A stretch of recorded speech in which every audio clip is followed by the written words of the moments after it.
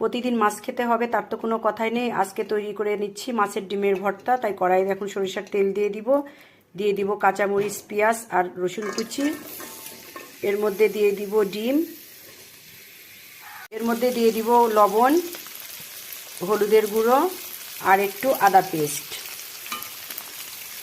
এখন একটু সুন্দর করে ভেজে নিব। অনেকে এটা জল দিয়েও সেদ্ধ করে নেয়, কিন্তু আমার জল দিয়ে সেদ্ধ খুব একটা ভালো লাগে না, তাই আমি এখন ভেজে নিব। মাছের ডিম ভাজা হয়ে গেছে, এখন নামিয়ে নিব। কাঁচা কলা সুন্দর করে সেদ্ধ করে নিয়েছিলাম। এখন এই যে শুকনো মরিচ, কাঁচা পেঁয়াজ আর লবণ আর তেল দিয়ে সুন্দর করে মেখে নিচ্ছি। এই যে আর এক রকম ভর্তা করে নিয়েছি, এটা হলো তিলের ভর্তা। তিল ভালো করে ভেজে পাটায় বেটে নিয়ে একদম মেখে নিয়েছি এটা। এখন বিখ্যাত মাছের ডিমের ভর্তা মেখে নিব। এই যে নিয়েছি শুকনো মরিচ, কাঁচামরিচ দিয়েছি, যতটুকু লাগবে মরিচ ততটুকুই নিব। আর এই যে করে রেখেছি পেঁয়াজ কুচি, সবটুকুই নিয়ে নিব। তেল, পেঁয়াজ আর শুকনো মরিচের অনেক সুন্দর সেন্ট বের হয়েছে।